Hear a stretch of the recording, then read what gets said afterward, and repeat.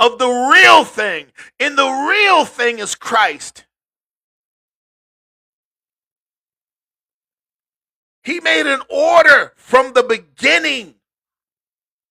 He made an order, but Adam couldn't follow that order. So he had to come, Christ incarnate, Melchizedek, the king of the priest of the Most High God, king of righteousness.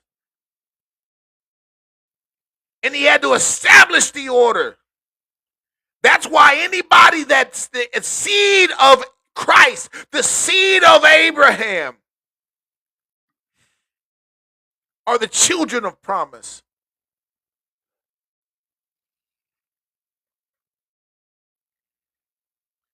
Not what we think it is. Oh no, we're no longer under the Old Testament. Hey, buddy, that thing was the shadow. So what's in the shadow reveals the reality of what is. So if there was a law, if there was a priesthood, if there was an order that was established, if there was a law, if there was a priesthood, if there was an order that was established, it's just been built upon. It's just, they had regular witchcraft. They had magicians in Egypt. They already had magicians. They already had sorcerers. The sorcerers, false prophet. The Bible says that there was Elemaeus. He was a sorcerer, a false prophet, because he was divining from the evil source and not God as his source. When God from the evil source and not God as his source. When God is your source, you are a true prophet. They have true prophets. You can't have a false without the real. You can't have a shadow without the real. If there's no substance, there's no shadow.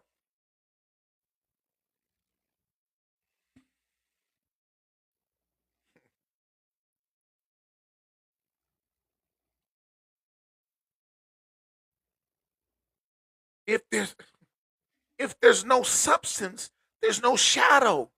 But people would rather remain in the shadow because they can hide. That's why we have a form of Christianity, but denying the power thereof. We want to look good. We want to desire to make one wise. We want to see the fruits good. We want to see it good. But when you leave and go into your house, it changes. It's no longer good. Why? Because you have a form of godliness. God didn't create you to have a form. He created you to be holy. He created you to be perfect as he is perfect. He created you to be righteous.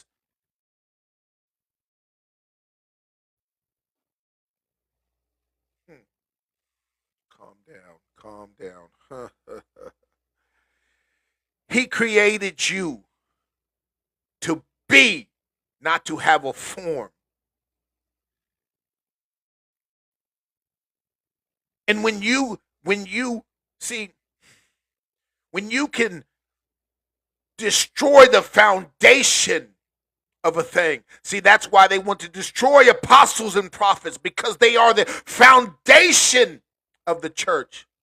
The foundation that God has created. That's why Jesus Christ is the cornerstone, the chief cornerstone in that foundation. And people say there's no longer apostles and prophets because they're the foundation. That means there's no longer Jesus Christ?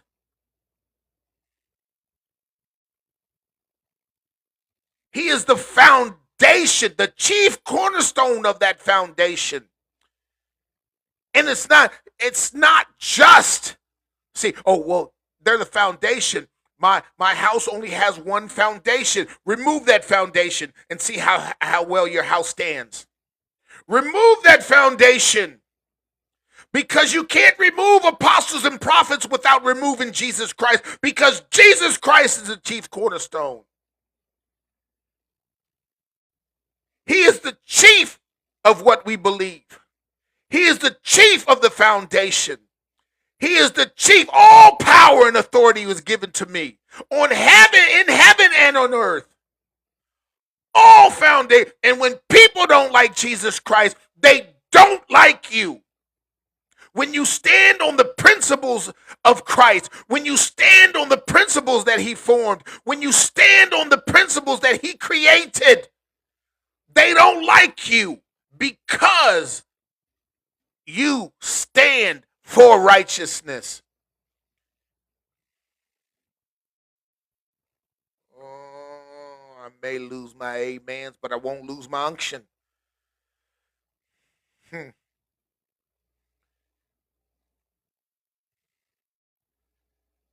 God created you to be, not to have a form. I want to do what I want to do throughout the week, and I'll come and I'll bring my penance and I'll say, well, today's the day that I'll give to you because, you're the man upstairs. That's what he is, a man upstairs. He's the man upstairs. No, he's the King of Kings, the Lord of Lords, the Lord of Sabaoth, the balm of Gilead, the bright and morning star, the great shepherd. He is the refiner.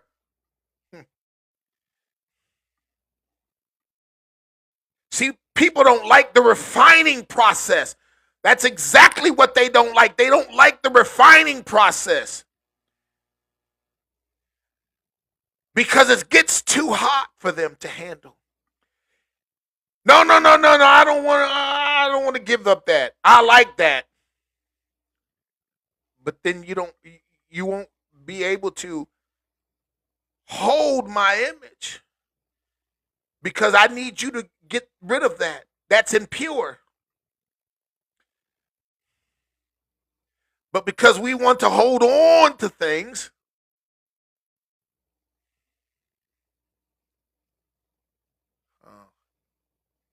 we want to hold on to what we want to hold on to, the things we want to build. It's not the standard of God. It's not what God likes. It's not what God proclaims. It's what we want to. Well, did he say?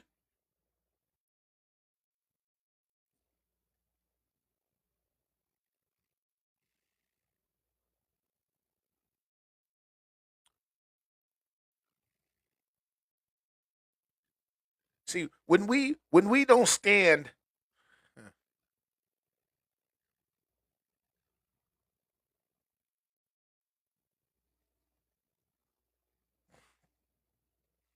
when we don't stand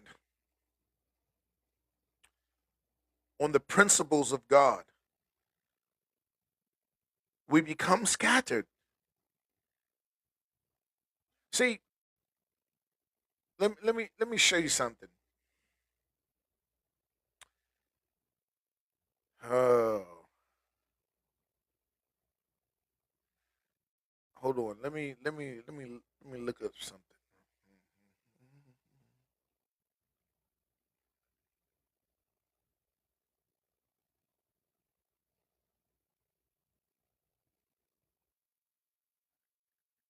Uh, in Acts chapter 8, since people they want to, it says, ooh, where I want to start.